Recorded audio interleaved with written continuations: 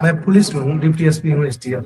जी जी, मैंने तमाम आतंकवादी और अपराधियों को मैंने मारा। जी अब मुझसे बार बार कहा था कि आप इस काम से विरत रहिए, दुश्मनी बहुत बड़ी। मैं 50 एनकाउंटर किया, जो समाज के कॉन्ट्रैक्ट किलर हैं, वसूली वाले हैं। जी अभी मैं STF में हूँ, अभी इधर भी मैंने तमाम अच्छे वर्क किए हैं। जी और मैं मन से करता हूँ, समाज को एक सेवा भाव से मैं करता हूँ। जी। दुश्मनी बहुत बढ़ती है, लोग अब मना करते हैं कि मत करिए मत करिए। इसकी तुम चिंता मत करो, मृत्यु एक बार होगी, 100 बार नहीं।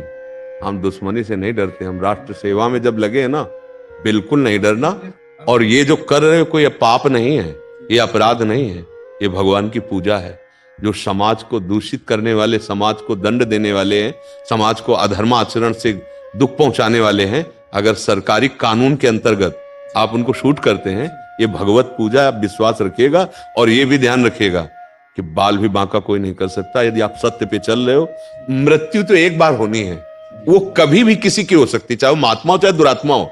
डरना तो है नहीं कि 4 लोग हमसे ये कहें कि आप डर जाओ और ये कार्य छोड़ दो, तो नहीं, अंतिम श्वास तक यही कार्य करेंगे, चाहे वो अभी हो जाए चाहे 100 वर्ष बाद हो। इस बात में आप मस्त रहना, ठीक है ना।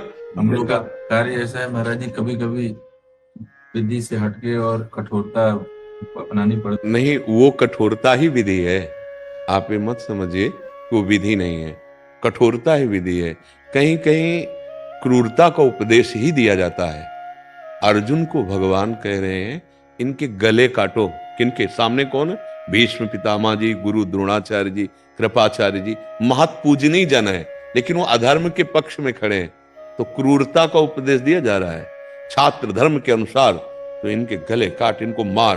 बोले मारने में तो असमर्थ हूं प्रभु। तो विराट रूप दिखाते हैं ना, उसमें दिखाते हैं कि भीष्म पितामह द्रोणाचार्य जिसे इलायची लौंग पिस रही हो ना, ऐसे विराट भगवान के दांतों में तुम्हें केवल निमित्त मात्र बनना है। अगर अधर्मी के साथ प्रिय व्यवहार किया जाए, अब ये निषेध हो गया। अगर अधर्मी के साथ अप्रिय और क्रूरता का व्यवहार किया जाता है, अब ये विधि हो गई। कहीं कहीं जो हमारी शास्त्रीय पद्धति है उसको समझना पड़ता है। कहीं कहीं जिसे हम धर्म समझते हैं वो अधर्म हो जाता है, और कभी कभी जिसे हम अधर्म समझते हैं वो धर्म हो जाता है।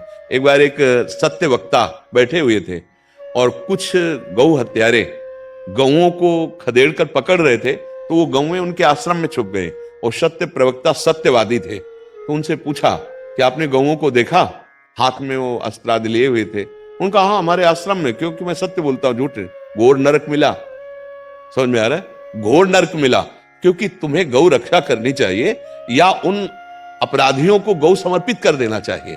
वो गौ तुम्हारे सामने आके छुप गई तुम्हारे आश्रम में, मतलब तुम्हारी शरण में हो गई। अब उनके लिए सत्य नरक का कारण बन गया। तो हमें यह देखना है कि जैसे अपराधी है, उसके लिए विधि दंड है, तो दंड रूपी विधि के द्वारा हम उसकी पूजा कर रहे हैं। क्योंकि चोर, अपराधी, हिंसक जो ऐसे आताताई समाज को दुख देने वाले हैं, इनका स्वागत इसी से होगा। तो आपको कभी नहीं सोचना कि ये विधि का उल्लंघन है, नहीं, उस समय क्रूरता ही विधि है। हाँ, जो निरपराधी है उसको फंसाया जा रहा है, अगर आपको समझ में आ रहा है तो फिर उसको मुक्त करवाना, हाँ, ये विधि लागू हो जाएगी।